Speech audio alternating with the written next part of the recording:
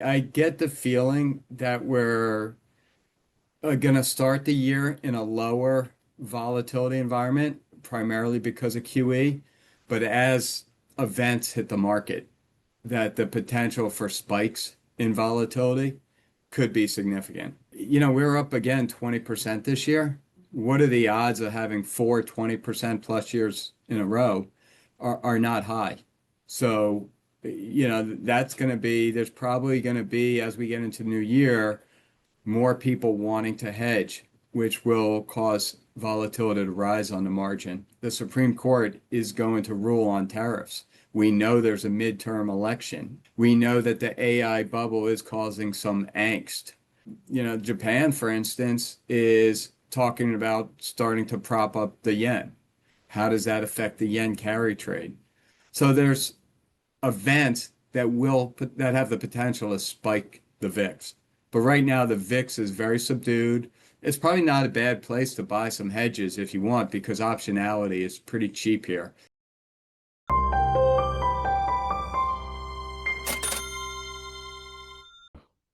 Welcome to Thoughtful Money. I'm Thoughtful Money founder and your host, Adam Taggart, welcoming you here at the end of another week for another weekly market recap featuring my good friend, portfolio manager, Michael Lebowitz. Michael, how you doing, my friend? Happy holidays. Doing well. Thank you very much, you too, and to everyone listening, watching. Thank you. I hope everybody watching had a great Christmas, or in your case, Michael, a great Hanukkah there with your family, or whatever holiday your family celebrates in the world. Everybody, I am here probably on day one of not feeling like a total uh, complete invalid. I've been laid low by the flu. I tested. I had the influenza A strain. Today's the first day I feel actually semi-human, so I've got a lot to celebrate for that. I'm also on the road for the holidays, and I'm joined today by a co-pilot here, a very friendly cat who kept me company for the past 5 days while I was in bed. He decided he wanted to come join us for the interview, so I hope it's okay, Michael, if he sticks around. Yeah, I'm allergic, but it shouldn't be a problem. Okay, hopefully that doesn't go through the inner tubes. Look, lots to talk about this week. Um, And maybe we'll just sort of start where I think the interests are most focused by a lot of the viewers here, which is on the silver market. And you actually recently just wrote a piece about this, but silver and really the whole precious metals complex has just been on fire. In fact, it's gone vertical. I have a chart that I'll try to pull up in a moment here when I hand the baton to you. But really, gold, silver, platinum, they're all going straight up at this point. Silver on the morning, we're talking, I don't know where it is this second, but silver futures had crested above $76 an ounce earlier this morning. Bananas, I don't even really believe those words as they're leaving my mouth, given where silver was at the start of the year. And I know a lot of long-suffering silver holders are rejoicing in this, as they should. Um, I do think there's an increasing danger that things have just moved so far, so fast. We're in this vertical phase that we talked about, Michael. These things generally don't end by going sideways. And certainly historically with silver, when it's gone vertical like this, and there have been a couple pronounced periods in history where it has, the retracement has been short, violent, and brutal. And I don't want to say that that's definitely going to happen here. I'm sensitive to some of the arguments that this is a repricing of metal that has been, both manipulated and overlooked in the past, and there's some very real supply shortages going on right now. But I think it would be a disservice not to tell people that you want to have some sort of plan in place in case history repeats here. Yeah, and we wrote an article about this, and the article talks about the fundamentals, and there are, you know, some valid reasons just fundamentally why the price of silver is rising. It's in greater demand. The data center race, the solar power, all use silver. And quite honestly, silver mining has been neglected. So you have years of a deficit in silver, and it seems to be catching up now. So you can make a fundamental case. You can make the case that you kind of made that it's catching up from years of being mispriced. We can make up a lot of um, facts to support the price.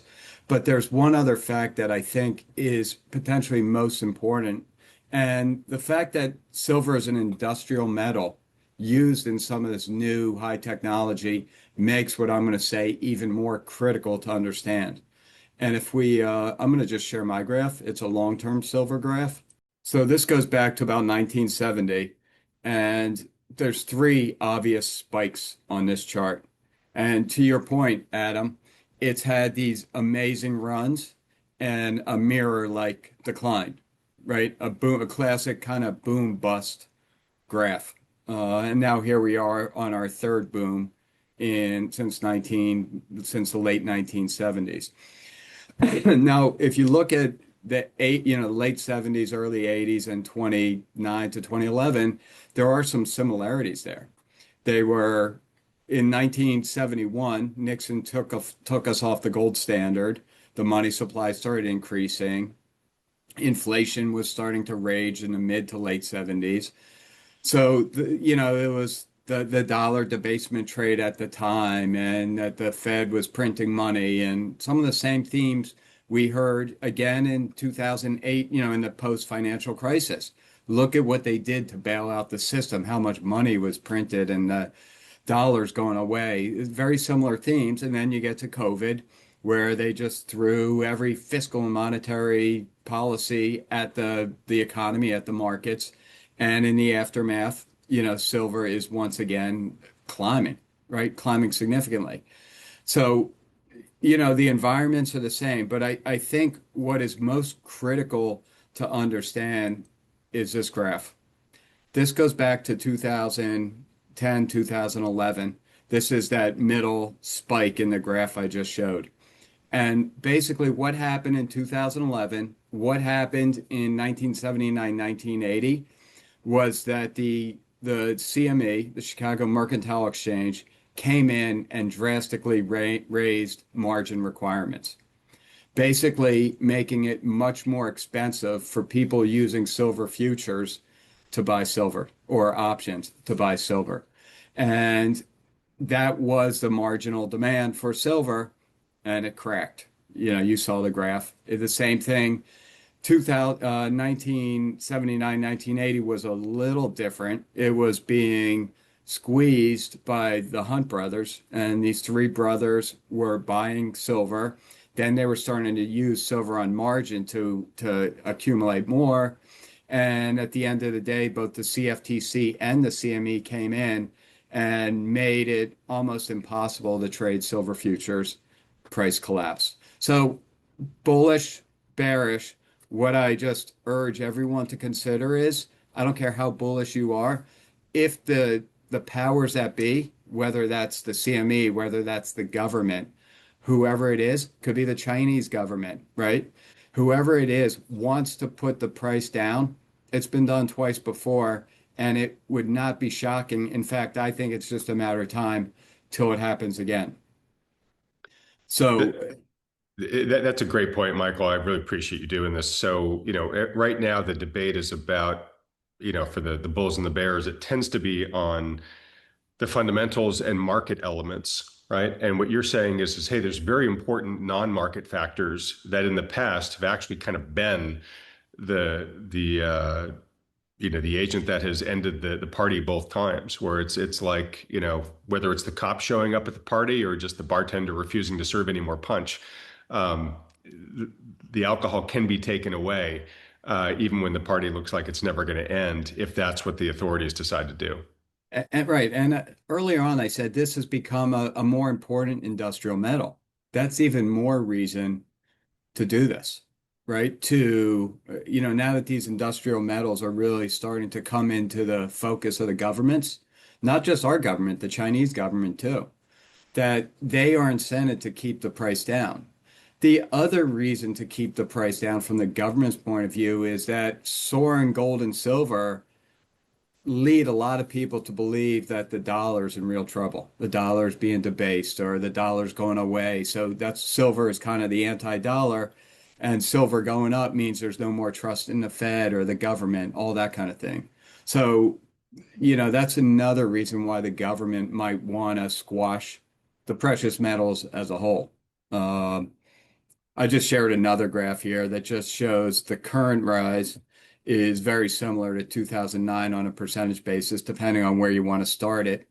Uh, and just the rate of ascent is very similar too. And I don't have it on this graph, but similar to the late 70s as well. Yeah, and we're even higher now, at least on a MACD basis, higher extreme than we were back in 2011. Yeah, I mean, some of that is price too.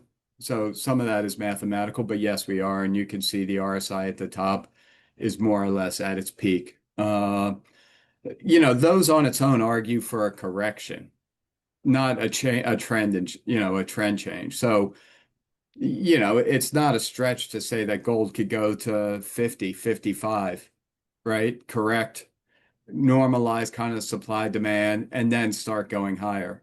What concerns me, and that from a technical perspective, that would be a concern. That's a reason to either hedge, take some profits, trade accordingly like you would any other asset. What would scare me is the CME or the government um, coming in with a drastic action that will knock the price down so quick that you don't even have time to get out. So ask yourself if you own silver, what is it, 70 something today? And Yeah, if like we I come said, the in silver futures, last I checked, were had just bounced over 76. 76, right? So I made this graph a few hours ago. It's wrong. So ask yourself, you own silver, you're high-fiving, your friends today. You come in Monday morning and it's 62. What are you going to do? What if the CME came in, drastically changed margin requirements? Are you going to sell then? Maybe, but it's gotten beat up. And that's why you have to be kind of proactive with some of this stuff. And given that you have this outside, this isn't just a market story. The CME or the government can really take this down quickly. So all I'm saying is, I'm not saying sell all your silver and take your profits. What I am saying is you may want to think about hedging. You may want to think about taking profits. And, it's just prudent trading. And, we do that all the time with stocks, with bonds, with everything else. Silver's no different. Yeah, so that's a very consistent theme on this channel, which is, rebalance. Don't get too greedy, right? What is it? Pigs get fat, Pigs hogs get slaughtered. slaughtered. Yeah. Um, so let me ask you this, and folks, this is not personal financial advice. Talk to your financial advisor about whatever step you might take here. But what's a little bit different about investing in precious metals versus many other assets is there's a physical aspect to it. And there's a lot of people that are buying these metals for sort of long-term protection against fiat power debasement, right? And Mhm. so I'm sympathetic to the person who says, okay, look, I bought a fair amount of silver, let's say, and I hold a good chunk of that in actual physical ounces, and I don't want to sell those because yeah, Michael, you might be right. The price might actually retrace, maybe even a fair amount in the near term, but I'm going to hold this for the next 5, 10, 15, 20 years. And I believe down the road, then it could be worth a lot more nominally than it is right now. So I don't want to sell it, but yeah, I'd love to not just ride this correction down if that's what happens in the near future here. So what would be some potential hedges to look at putting on there that don't require you to sell your physical ounces, but you can still benefit if the price pulls back from here? Options. The problem with put options at this point is they're going to be very expensive because of the volatility. Hmm. Um, the And one I'm of the just curious, things like price of options on an ETF that just tracks the you silver could price you on could do it on SLV, for instance. I'm actually using the silver ETF, which is actually why the price on my graph was a little different than right, silver right, futures. because they don't map. Yeah, That's what it was. It wasn't that I was that out of date. yeah. So you could buy a put on the silver ETF. Maybe you could buy a put on the gold ETF. There's a little basis risk that silver and gold don't move together, but generally they will and do move together. But that's the problem is when you get to extremes like this, the cost of insurance is very high. It's like uh, buying house insurance in the middle of a hurricane. Right. Or You can buy it. It buying ain't going to fire be cheap insurance while though. the fire's crouching in on your house. Yeah. Right, right. Um, so, you have to decide what you are. Are you a pure trader? Are you a hybrid trader investor? Or are you just long term? You don't care. Maybe it'll go to 90, maybe it'll go back to 40 on its way to 200. And you don't care how it gets there. You're thinking about where it's going to be, 10, 20 years from now. And that holds true for every asset. What are you? Define what you are and what you're not. If you're buying futures, you are not a long-term investor. If you're buying physical gold and putting it in your vault and not thinking about it, you don't even really know how many ounces you have, you're a long-term holder for whatever reasons you may have, and that's fine. They're all fine. Just know what you are in your own head. Okay. There are other things that one could buy put options on that will move when silver moves. Could be silver miners. It could be a levered silver ETF or fund. Mhm. Again, not personal financial advice. Some of those will move more than others. Probably the cost of those will vary as well, given the prices of the premium right now on the options. I guess my main question, Michael, is if somebody is trying to think through this in real time right now, could they reach out to RIA and say, can you guys kind of help me think through this and come up with the appropriate hedge for me, given my personal position and my risk profile? As our clients, if they own silver, we'd be happy to help them. We have to know someone's full financial position. It's not giving good advice if we're just commenting on one little part of their Right.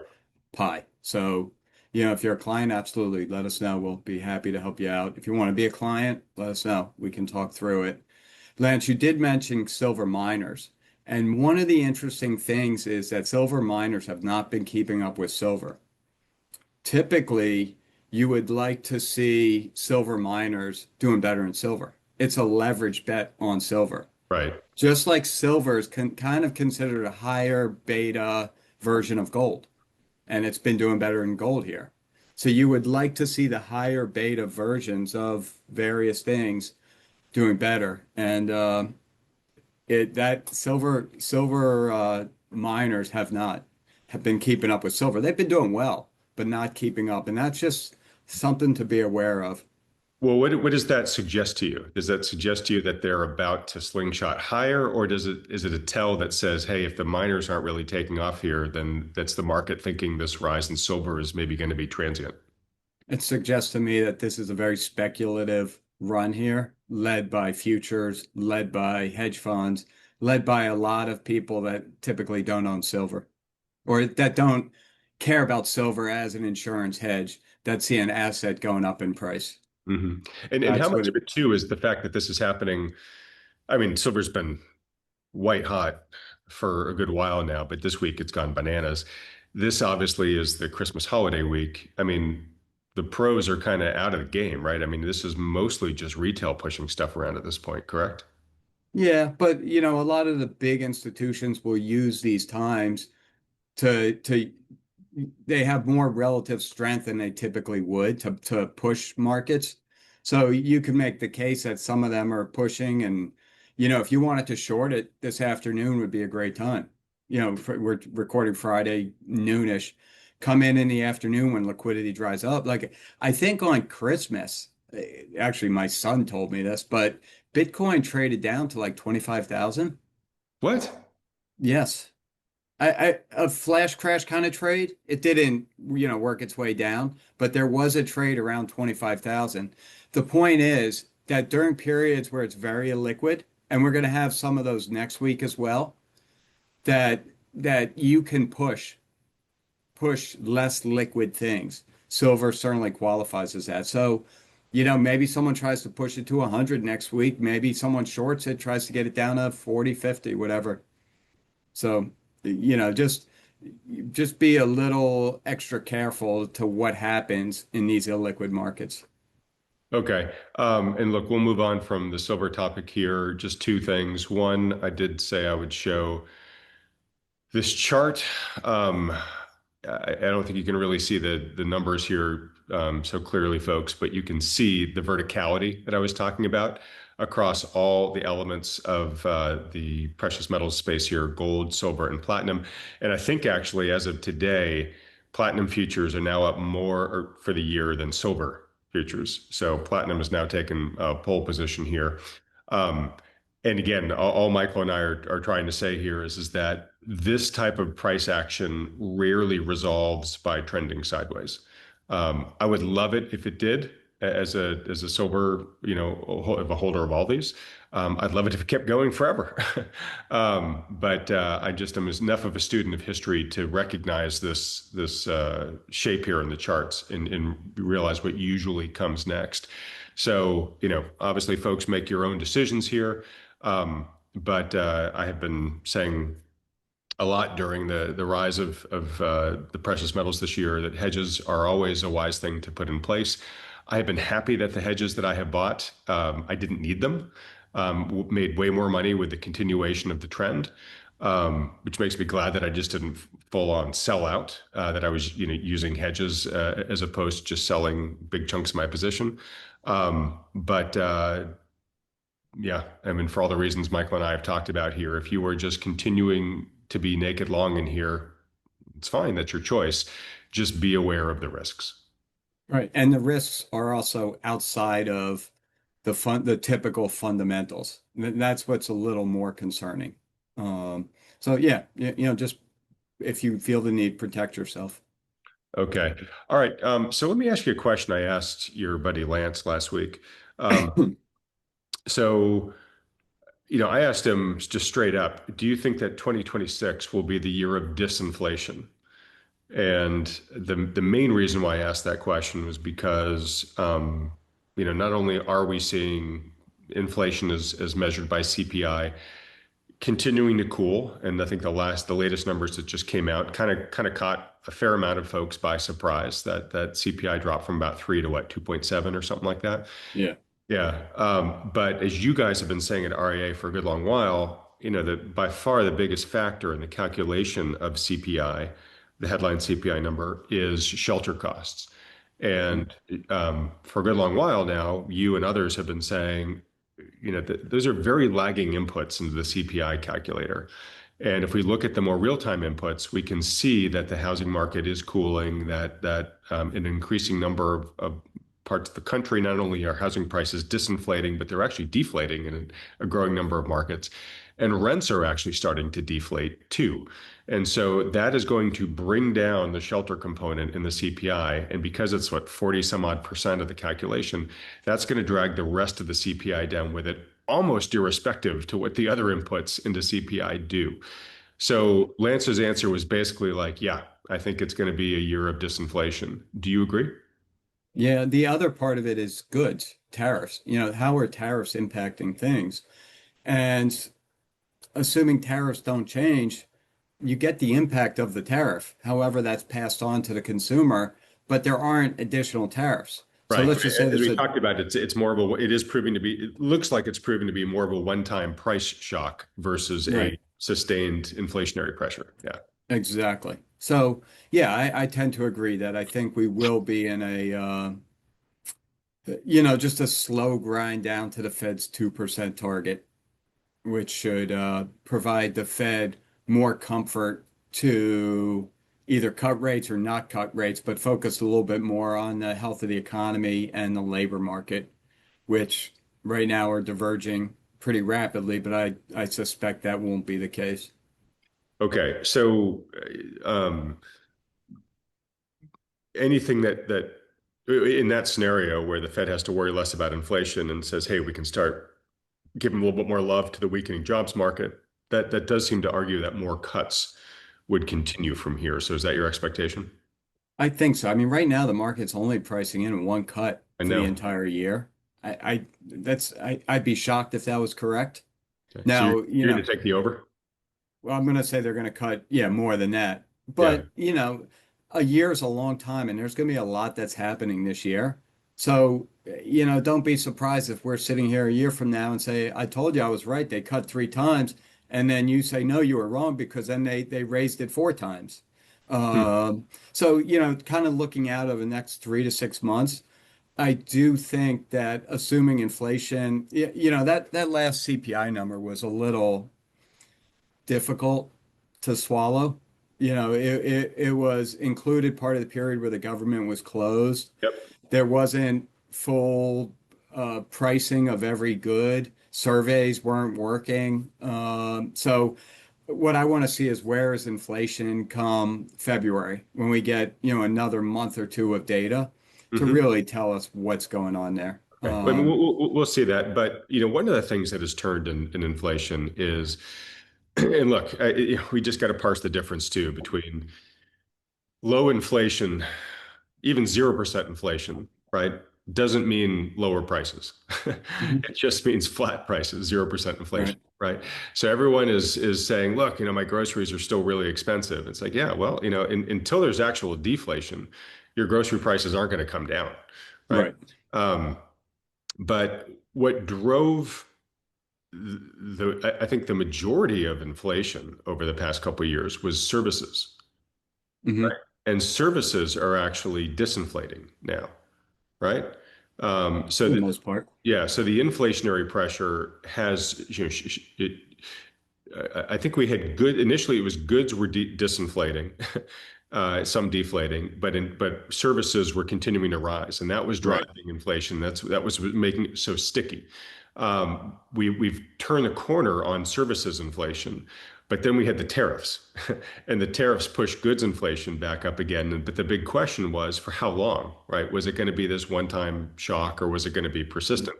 And I think we're beginning to see it probably was more or less of a one-time price shock. And of course, as more of these, trade deals get struck, in most cases, tariffs only have to go down, right? Unless countries, back away from the table and Trump gets angry with them again. Um, right, so, you know, if services inflation was proving more sticky, I would think, okay, you got a better chance to say inflation is going to be more sticky next year than folks are, or than folks are beginning to argue right now. right. So I don't know. I mean, I again, I think it comes back to with think status quo being the same with everything else. Shelter prices should drag CPI down. Now that how much relief are we all going to feel from this? I don't know, maybe none. But just in terms of the number that everybody uses to base policy off of, it seems like that number is going to go down next year. Right. There's another factor too. I think affordability is what's going to determine who wins the midterms. Yep. It's always the economy. Um, so affordability, and Trump knows this, right? So Trump in his mind and his team are like, what can we do to get inflation down by September, October, so that when voters go to the poll, they're going to want two more years of a Republican Senate, House, leading the way. So I think there's incentive. There's a lot more incentive this year than last year to do things that can impact towards lower inflation. So it's another wild card. You also have the tariffs. What if the Supreme Court strikes the tariffs and the tariffs go away? Now that they'll be implemented in some other way, but maybe not to the full extent. So there are other factors too, in addition to, what you said, services and goods and rent and all that stuff, that favor lower inflation. So I've got this earmarked for us to talk about, and actually part of the rant I was going to go into is going to talk about this, but maybe we should just bring it up here. So the reason why I started with inflation here was because I wanted to get to your thoughts on bonds. Um, but let's talk about what you just mentioned and put it square on the table. Um, this is the year of midterm elections. They typically don't go well for the party that's in charge, right? Um, and I had talked with Lance a lot, and maybe even with you a fair amount, right when Trump had gotten elected, was, my advice to his administration was, man, let this economy tip into recession. Like just like let all the natural market forces that want to happen, and you can just blame it on your predecessor. And hopefully you can get through it within a couple of quarters, maybe a year, right? But by the Mhm. time you're coming out of it, hopefully it's maybe the beginning of the year of the midterms, and so you've got positive forward momentum going forward. You've gotten rid of the froth and a lot of the stuff that just needed to be put behind us. And yeah, it would have been painful, but again, you could have blamed it on Biden, and you could have now been showing a lot of positive momentum going into the elections, and that I think would have been the best ticket for saying, "Hey, keep me around, right? I'm making things Mhm. better." Right now, Trump's got to avoid this economy dipping into recession, which he might, and that's one of the questions I want to ask you here in a moment. Um, uh, but I'm with you, Michael, which is unless the economy is booming and people can vote on kind of more higher level, almost kind of luxury causes, everybody basically pulls the lever based upon how their pocketbook is feeling. And so, are we going to get a chance to, does the administration have enough runway to make things materially enough better for enough people to try to hold on to this, hold on to the House or hold on to the Congress? I guess I'll ask you that question, but I got a bunch of follow-up questions for you too. Well, I guess here's the problem. The economy is booming. We just had 4.2, 4.3% growth in the last quarter. Right, but That's it's a that's very lopsided boom. exactly. It's the K-shaped economy, and there are very few that are benefiting from that and a lot that are suffering. Right. So Because that's remember, the poorest person, their vote counts just as much as the richest. Right? It's one of the great things about yeah. America, right? Yeah. Right. Not every other country, but this country. Yeah. So the question is, how can you make the economy broader based? And how much is just the AI data center build out and the new technologies feeding GDP? But that money spent is benefiting so few people. So that's the challenge, I think, for Trump, for the Republicans to keep the two houses. But generally, I think the economy will slow down next year. Um, it's kind of hard right now to see a recession because of that data spending growth. It's just buoying the economy, even though spending, I think, will fall off next year. Christmas holiday spending seems to have been decent. A lot of it was on savings, on debt, on Buy other now, pay things that help later. buy now, pay later. That propped it up. People have prioritized holiday spending, but at the expense of January, February, March, April, May. So it'll be interesting to kind of look back and when we get to June and see how lopsided the spending was into the holidays and then pulling back as we get in through the first few months of 2026. Sentiment, consumer confidence, those numbers are at recession lows, and the University of Michigan is almost at an all-time low. The Conference Board consumer number is at recession lows. So clearly there is a problem that consumers are not happy. And at the end of the day, there has to be a correlation between your consumer sentiment and consumer spending.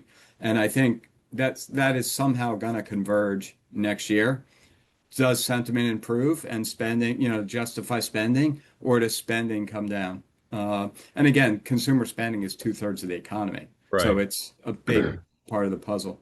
So, I've channeled the administration a couple of times, in recent videos, and not that I have any insight, insider insight to them, just based on what they say publicly.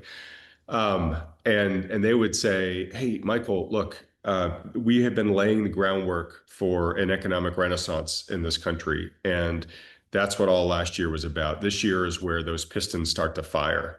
Right. And so don't count us out, man. In fact, there's going to be an increasing tailwind from all the things that we got passed in the one big beautiful bill and the deregulation and all the money we're bringing in here and the tariff revenue and the reshoring of jobs and, factories that we're having, foreign players build here and all that stuff. Right. And I can see that if they are successful in that's going to make a difference. Right. Absolutely. And kind of like I think elections in almost all cases just come down to how people are feeling. And I Mhm. think in almost all cases, how people are feeling is a function of how easily they feel they can get a job. And the job market has cooled, substantially. And there's a lot of hiring freezes, and we've seen, more layoffs and stuff like that. So that's on the bad side. If the administration can be successful in increasing the job supply, and I don't mean necessarily with government jobs. That was sort of the approach of the last administration. This administration's actually tried to shrink the size of government. But if all of a sudden there's a lot more jobs out there for people because they were building all these data centers, or because we have all these new manufacturing plants starting to come online and whatever, that could be a meaningful factor in here. I don't feel like I've got enough visibility into this. I just feel like it's going to be a race to the finish. Yeah. I don't know which way it's going to go. Right. I mean, unfortunately, I think the building of the data center is a lot more labor intensive than the managing of the data center. So, and then the question of how many foreign plants are really going to be brought to the US. We saw this in his first term, where a lot was promised and not a lot was delivered because it Hmm. doesn't make economic sense to build a lot of things here. So, the question is how many promises to do stuff will translate into jobs. Right. But that's And what the tariffs are for, right? Is there to make it make economic sense, right? we'll see. Yeah. And are the tariffs even enough to make it make economic sense? And if you're a company, the tariffs are nice, but Trump's going to be gone in 2.5, 3 years. And will those tariffs go away? And now are you stuck with a plant in the US without the benefit of tariffs when you should have just stayed in wherever you were? So, a lot of that, and then of course, you have the Supreme Court weighing in on tariffs. So, I think it's a difficult decision to move a plant to the U.S. and bank on tariffs. And even if the tariffs are in place for the next 2 or 3 years, what will the next president do? All right. All right. Well, look, if indeed it is, you know, not achievable in this time frame we're talking about here, then it gets tough. Hmm. As I said, this is my personal point of view, so I'm totally open to being wrong here. But I think at the end of the day, it's all about jobs, and the trajectory right now of the labor market is not good. And so, if that trajectory continues unabated, I see it real hard that it'll be really challenging for the administration to hold on to Congress. Yeah, and one of the bigger problems I see is that the ones it seems to be hitting the hardest are the younger people, the people in their 20s, early Yeah. 20s. Their They unemployment just rate right now is horrible. I mean, it's very Right. quite recessionary. Right. I mean, so many of my daughter's friends are just they can't they have jobs, but they're not jobs they went to college for. Yeah. And I think that's a big problem. That explains why Mondami won in New York. It explains why AOC is popular. That that these people want something different. You know, is socialism the answer? Probably not. No. But they want something different than what we have. And we've seen that time and time again. Obama ran on change. Trump one ran on change.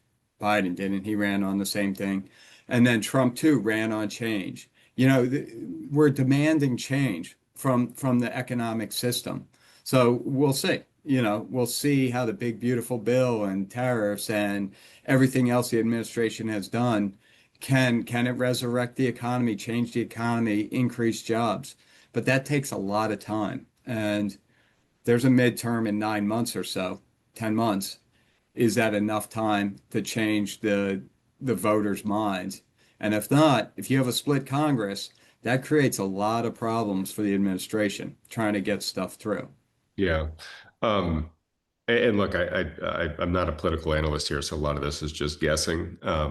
But obviously, I think that's why the one of the reasons why the administration moved so fast right out of the gate this Right. time was saying, look, we got to get as much push through in case we lose the Congress, that at least we got enough of what we care about in to carry us through the next 2 years. Um, What could make a difference here, and again, I'm not a political analyst, but a headline that came out right before we hopped on here, Michael, was that the murder rate in the U.S. Dropped, I think, by a record amount over the Mm. past year. Not to a record low, but dropped by a record percentage year over year. And I think that's the one thing that can, pardon the pun, trump the economy in an election is security. Is if people, if their biggest problem is fear for their own safety, if you can provide enough relief on that, that's something that people might use to keep you around. I don't know if that fear is as widespread across the country as people's concerns about the economy. But if further progress is made on that, that might be another factor that uh, might come into play here.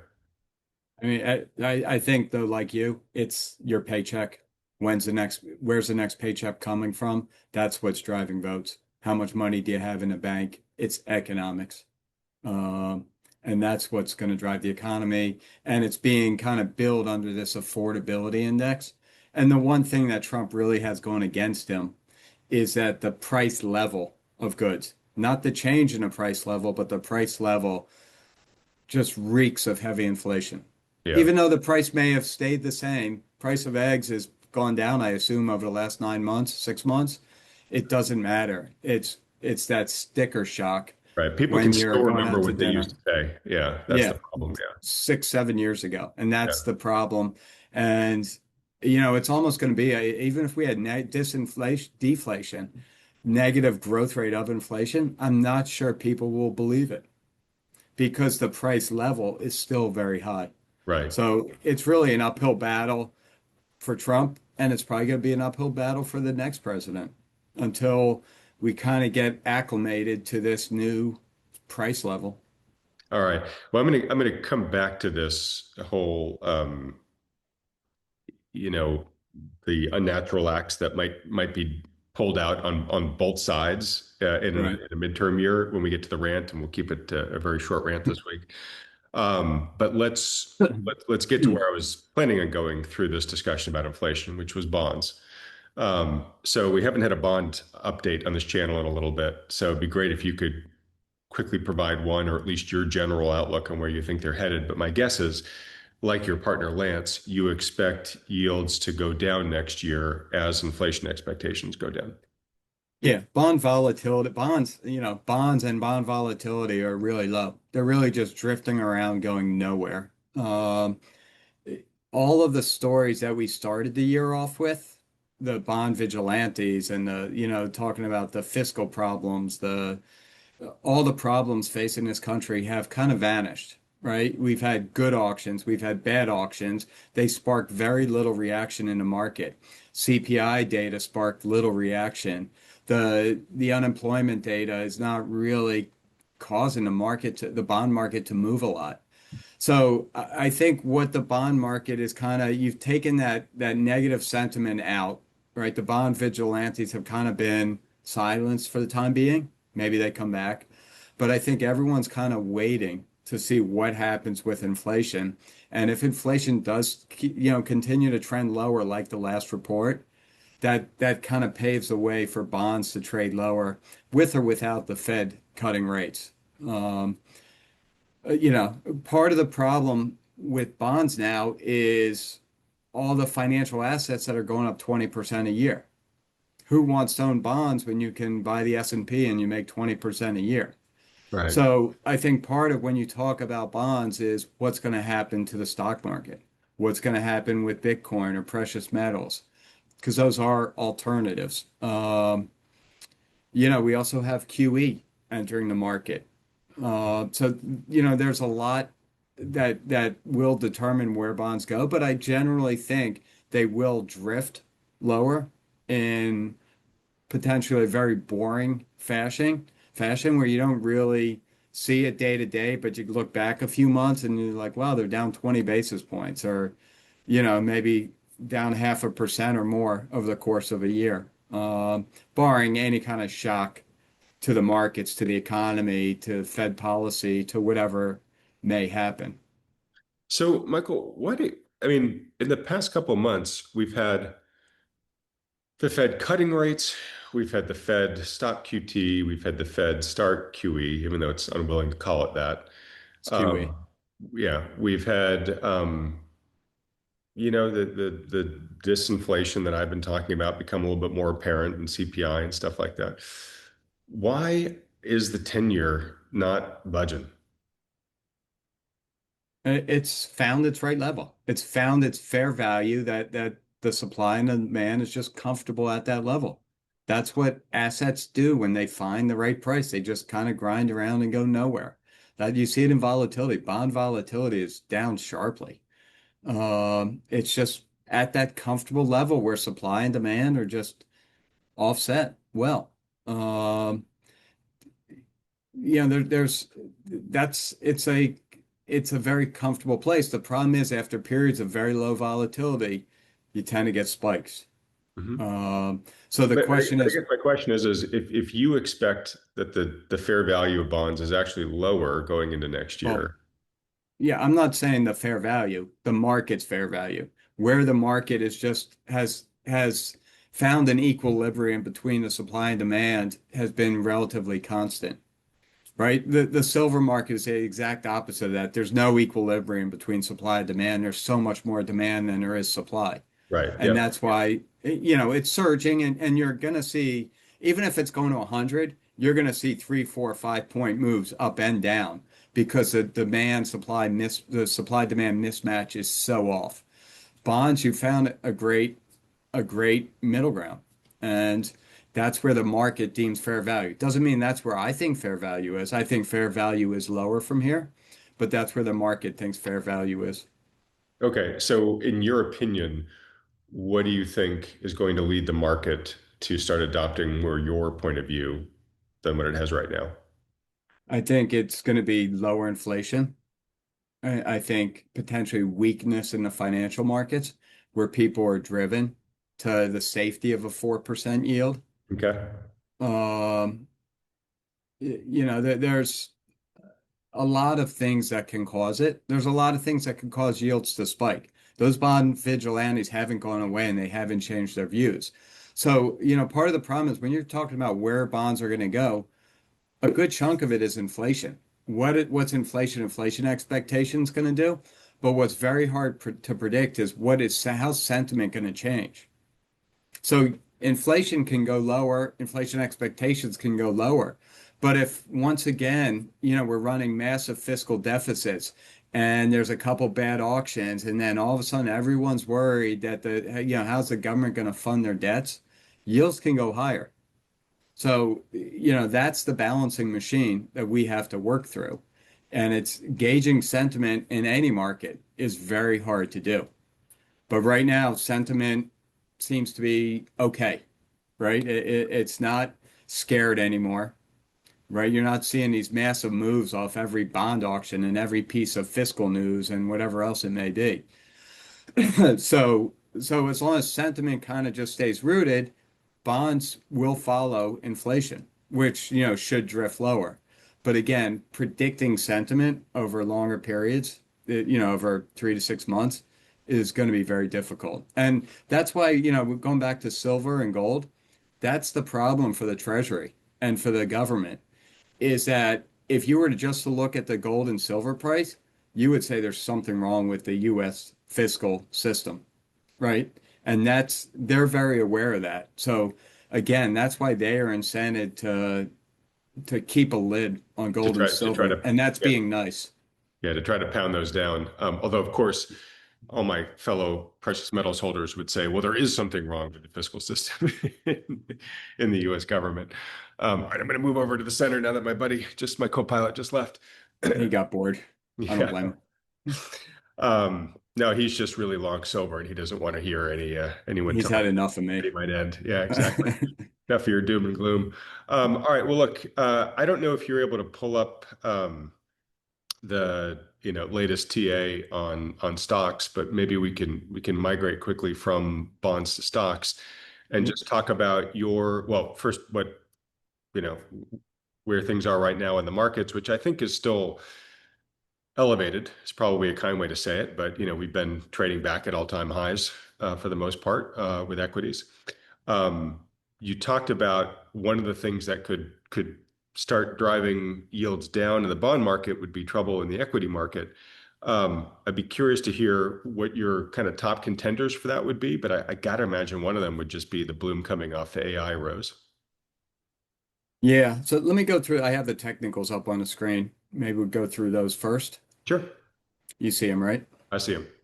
So, the I know if I let you keep talking, the two things you would say on this graph are the continued the way the MACD and the RSI are setting lower highs, right? They're Negative continuing to divergence just, there. Yeah. yep, they're continuing to trend lower with various buy and sell signals along the way in the MACD, but trending lower. And I created a little box. We've really been consolidating for the better part of 2 or 3 months now. Um, the moving averages have been very good guidance, whether it's the 20 day or 50 day. So the good thing is it's hard to see on the graph, but the last day or two we hit record highs. So in theory, we've broken out of that consolidation box, but not by enough to really say we're going much higher from here. Market was down when we started this, so we're probably right back into that box.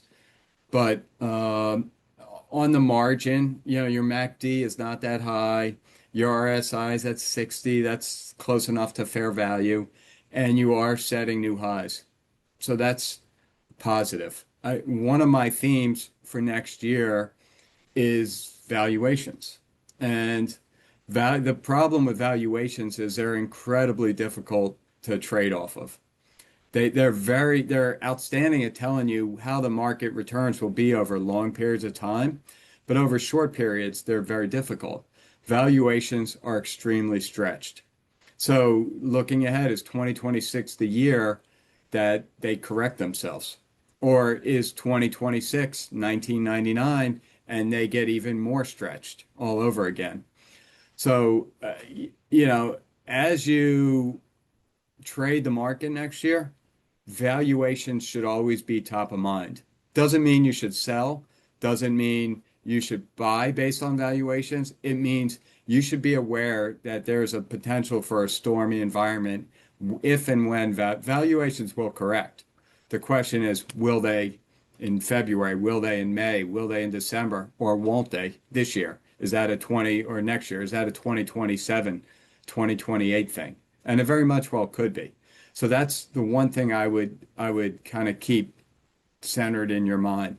The AI bubble, some call it, we don't really know if it's a bubble yet because some of these companies are seeing earnings off the charts, right? Nvidia. Some of these companies have very reasonable, dare I say, cheap valuations, PEG Right. ratios, Assuming the revenue streams are sustainable, and that's assuming the revenue growth is sustainable. uh, And what makes it difficult about this technology is it's changing so rapidly that the technology that's working today may be a completely different technology 2 years from now, and all this invested money may be for naught. Or they're on the right path, and these companies really, NVIDIA is a cheap company. We don't know, right? So I think sentiment around the AI bubble is going to be of utmost importance to the market. And we've seen it for the last few months. All of a sudden, companies are having to go to the debt markets. No longer is cash flow enough or borrowing from other people in other companies in the industry enough to keep funding themselves. We're seeing what we see Meta and Google, I believe it was, or Microsoft, come to the market for bonds. Oracle, same. Oracle CDS. Everyone talks about Oracle's credit default swaps that are trading like junk now. So how does that story play out? right. And And as just sorry these, to interrupt, but we're seeing sentiment shift in this space. It has gotten more sour over the past couple of months, and we're seeing it even in the funding, where Oracle, a great example. I think you had Blue Owl, who was right. going to buy a tranche from Oracle, who passed on it, right? Um, Mhm. but what's interesting is you can't just you got to be careful just trading off headlines and things like that because this is a game that's changing in real time, and we just saw what was it with OpenAI? I think it was. The Saudis just came in and put a big chunk Right, in there, and I don't know, but something tells me that the administration was probably pushing them hard to do so. And so even if kind of US based players might be losing their appetite for this debt, there may be some additional safety or white knights that could ride to the rescue internationally if we're, basically right. grabbing them by the throat and say, hey, if you want X over here, you got to do Y over here. Well, here's the problem with the Blue Owl news. If that news would have come out July, no one would have cared. No one would have thought twice about it. But it came out when there's kind of these heightened concerns, Mm. tensions in the market, and it had a bigger impact on Oracle. So, the market right now is sensitive. Its sentiment is sensitive. So news is gonna, on the margin, probably be more negative than positive. And that's when we talk about environment like valuations, what's the environment in the AI space right now? And I think it's one of caution. So keep that in the back of your mind as well, that bad news will probably be amplified a little more than good news. And that will change and it can change, but that's the environment that we're in at the moment. And that will, the problem is that these companies are so big and their market caps are such a big percentage of the S&P 500 that it's driving the entire market.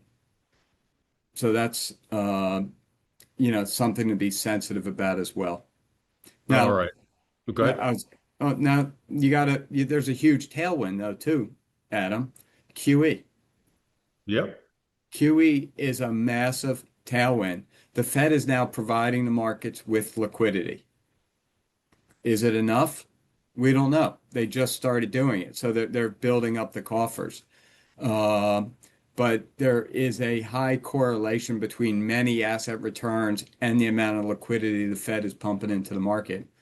So you have a couple negatives, valuations are a potential negative. The current sentiment around AI is on the margin, a little negative. QE is a positive, and every week I think they're buying roughly 10 billion more. So it's slowly adding to liquidity.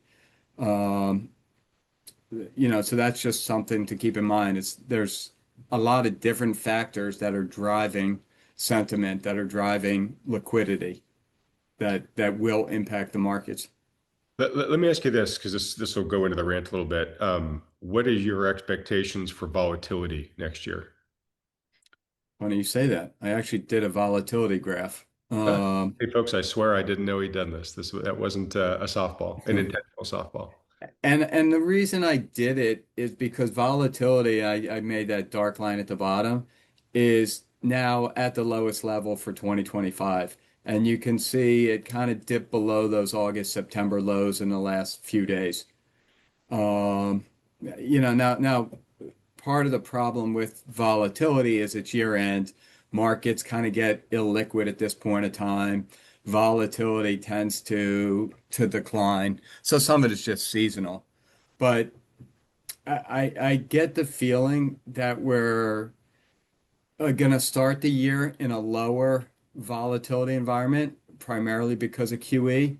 But as events hit the market, that the potential for spikes in volatility could be significant. We're up again 20% this year. What are the odds of having 20% plus years in a row are not high. So, there's probably going to be, as we get into the new year, more people wanting to hedge, which will cause volatility to rise on the margin.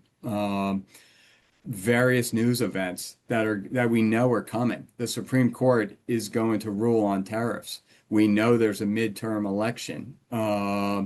We know that the AI bubble is causing some angst. The yen, Japan, for instance, is talking about starting to prop up the yen. How does that affect the yen carry trade? So there's events that have the potential to spike the VIX.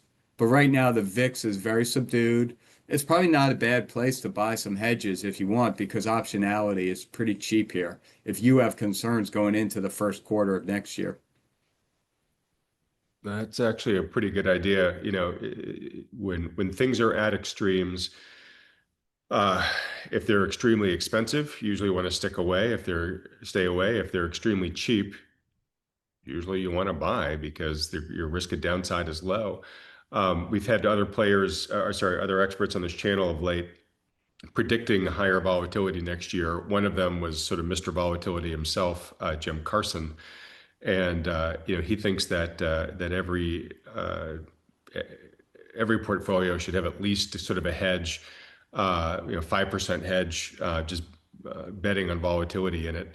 And I imagine right now, because the VIX is the lowest it's been in a long time, betting on an increase in volatility right now is probably pretty darn cheap on a relative basis, right, Mike? Yeah, I mean, this graph is really just a graph of the price of insurance. That's kind of the way to think about it. And it is cheap. So it's telling you that options are cheap. It's if you do hedge and you want to hedge, it's something worth looking at. Obviously the question is how long do you hedge for? What do you hedge with? There's a million other questions that accompany that, but it is something to consider, especially at these low levels of All right. volatility. And obviously, again, that's a topic that RIA can help investors think through, correct? Sorry. Yeah, absolutely. Absolutely. Okay. All right. Well, look, I'm so glad you actually had that chart there. So uh, I think you said something I've been saying an awful lot, which is that it's rare to have four even good years in the market straight in a row. It's we've had three great years now. So to expect a fourth, you've got probability working against you here. Sounds like you think next year will likely be a volatile year. Um, do you have a strong sense as to whether you think it's going to be a up year or down year? I don't. You know what? We were talking a year ago, and I told you this was going to be the year of the roller coaster. Hmm. And we started off going up and down. It was a nice ride at first, and then for the better part of the last 6 months, we've just been on a nice Yeah, glide higher. it's kind of like a So kind of like a big check mark year, right? We went down, but then boom. Yeah. right, right. And actually, if you remember January, we had the deep seek debacle for a day or two. Hmm. Remember, that was January. April, we had the Liberation Day mess, but then ever since then, it's been smooth riding. Um, My guess is that whether we could be positive, but I wouldn't expect another 20% year. It would actually be healthy if we were up 3, 4, 5, 6%. Um, but again, there's a lot of news that will unfold. I can give you 10 bullet points of things that will happen throughout the year that we know, but there's going to be 10 more that we don't have any clue about, or we can't even, like the Epstein files. Is it a non-event, or is it going to take down various parts of the government? Um, there's, what's China going to do with Taiwan? Will they do anything? And then Adam, there's things we can't even begin to, will the UFOs land and change the way we think about things? I Right. mean, The things that will be true black swans. There's just things we don't right, see right. coming. Yeah. I mean, who had Venezuela on their bingo card, even in October, right? Things happen. Um, so, at this point, I think we should expect be conservative on returns, especially where valuations are. Especially with the AI bubble, not as the sentiment is not as good in the market leaders, the big caps. This could be the year where just those that are really adept at value rotation really win, right? If you can kind of beat the market's kind of going nowhere, maybe returning something like the bond market, maybe this is the year where if you know how to shift between value and growth and this sector to that sector and small cap to large cap and vice versa, this is the year where you can outperform versus basically the mindless, just buying the largest five stocks and sitting on your hands and go and play golf, right? Right. This may be the year where you actually need some skills to to have decent returns. And another way to say that is this may be a year where active trading or active investing will potentially uh, well outperform passive investing. In theory, yes, Yeah. but said that Okay. for a few years.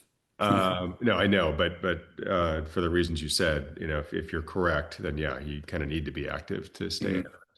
Um, all right, so I'm going to start wrapping things up here. I'll get to the rant, which will be real quick. Trades. Have you guys made any trades over the past week? I think Lance said last week that you guys largely were kind of set for the holidays, but you tell me. We did in our all-weather portfolio. We sold down our silver and our gold miners back to their model weight. So we started that portfolio in August, and silver started at a 3.5% position. It because it had outpaced just about everything else, it became a 5.5% position. So we sold it back down to the model weight. Gold miners, they didn't get quite as high as silver, but similar concept. We're taking profits. We've basically put money, we've taken that money. We still have the same percentage we want, but we basically, if silver gets crushed over the next month, our net position is still in decent shape. And this is the same thing we did in some of those AI stocks that or crypto that had these magnificent runs and then have since been crushed. Mhm. So it's just prudent trading. It's not our way of saying silver's going to 20 in 2 months, but it's our way of Yeah, it's you know following your discipline, which is great. exactly. That's exactly well said. Okay. All right, that it for That's trades? it. Yeah, it was a quiet week. Okay. All right. All right. Well, look, just to start to bring things home here. So, all I want to say about the rant, and Michael and I have already sort of touched on the message that I want to deliver here is, um, again, not having talked to Michael before we started to record to this, my gut has been telling me that there is likely more volatility to lie ahead. And why? Some reasons Michael and I have talked about, some other ones here. As Michael said earlier, a four-peat for the markets is unlikely. Having a fourth great or even good year in a row is just unlikely. So as I said, you've got sort of statistics against you. There's also, we didn't talk about this much, Michael, but I'm sure you've got some feedback on it. There's just too much correlation amongst assets right now in the market. Kind of almost everything is going up at this point in time, and that can feel great. Certainly, when you own things, but tight correlation means there's very little place to hide if prices start going in the other direction. This is why folks like Jim Carson, who again also is predicting more volatility ahead next year, his whole approach is investing in truly non-correlated assets, which are hard to find in today's market, but they are out there, and that's sort of what Jim's specialization is. Another thing that Michael and I kind of talked about is that the world is increasingly sort of fracturing geopolitically. The U.S. is really retracing, right? It's pulling itself out of things like its involvement in organizations like NATO or whatnot. It is looking much more in towards itself, towards this Monroe Doctrine 2.0 that we've talked a little bit about. So looking at the Western Hemisphere. Europe is militarizing. Russia and China are increasingly flexing. And so, we're seeing this sort of change of the guard here, right? Where, countries are increasingly saying, okay, let's place less importance on old alliances, and let's figure out what we need to do for our own best interests going forward. And when that happens, there's just a lot less predictability because you don't know what each country is going to do because they're not going to follow the same playbook that they've been following.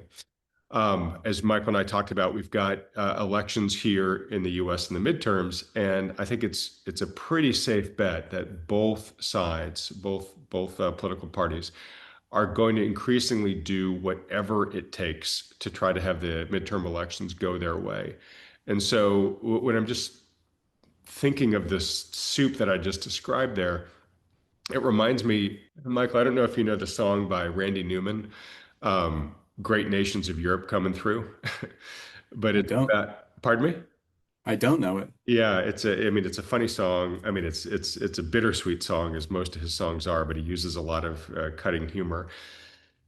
And he basically talks about, all the destruction that the great nations of Europe had on the world, largely in the 16th century, because they just had their eyes on certain prizes, and they just kind of bulldozed everybody in their way to go after those prizes. And I think that's kind of like the environment we're going to find ourselves in here. One of his lyrics there was, "Hide your wives and daughters, hide your groceries too. Great nations of Europe coming through." Basically, just meant like just get out of the way because if you stand in the way of these great parties, you're just going to get bulldozed into the dirt. And I think that's the danger potentially of next year. Again, one man's opinion. I'll let Michael talk in just a second. But I think in an environment like this, you really want to focus on protecting your interests, certainly when it comes to the markets, protecting your money. Um, at a more societal level, it's just keep those you love close to the extent that you can provide shelter and protection. Make sure the ones you really want to have under your umbrella, you're getting under your umbrella. Expect surprises. Just literally expect to have things happen that you didn't plan for. And as Michael and I have already touched on a couple ways here, this is a time to buy insurance. This is a time to have hedges in place in case things go against your primary strategies here.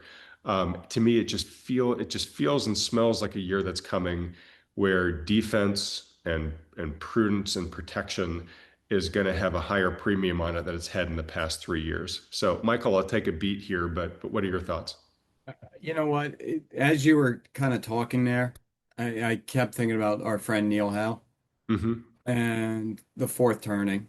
And, we're just increasingly getting closer to the turning, to to to this point where we've seen generational type news events and world events that happen. And you expect things to get more volatile from a, political, economic, geopolitical point of view as we're kind of nearing the end of this cycle, going to the next cycle. So I would definitely go back and listen. You've had him on multiple times, I believe, one fairly recently. But A just couple months ago, he's coming on first week in January though, so he'll be on again soon. yeah, and look, he'll be the first to tell you he doesn't know how it plays out. He wrote a book on it, but he doesn't really know how it's going to Two play books. out. But two book, well, one on how it's actually going to play out. The first book, The Fourth Turning, is just a history lesson on here's what happens over and over and over again throughout society. His second book was here's kind of things to look out for, and here's how it potentially could play out. So you know what, that we talk about valuations, right? That's the environment we're in. We're in a risky environment in the stock market just purely because of valuations. Well, we're also in a risky environment because we're just getting closer to that fourth turning and the pivotal events that will occur. Those pivotal events could be very bullish. They could be very bearish. But you have to understand that the volatility around those events, around many other things that are happening, will probably increase over time, and that will force its way into the financial markets.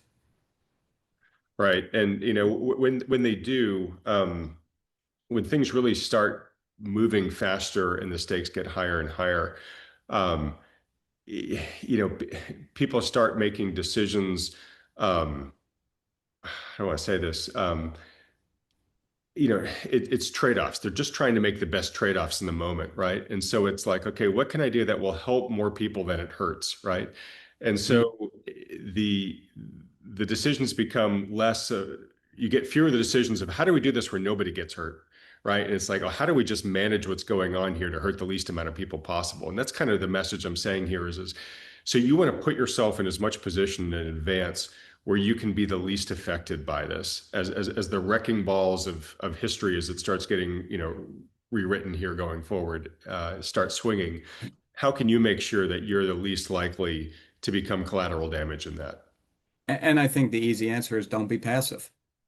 Don't, and it's not, it's investment wise, but it's everything wise.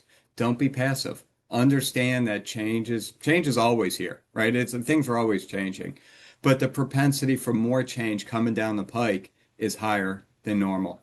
So with your investments, be a little more active thinking. Don't feel like you can just ride this escalator up 20% every year. That's just going to be this nice ride. And if you want to play the market a little, buy a dip. That's not the way markets historically work. We've been gifted this kind of easy market. And typically, easy markets are followed by difficult markets. And so just be active in not just the markets, but your life and hedging all kinds of risks that come down the pike.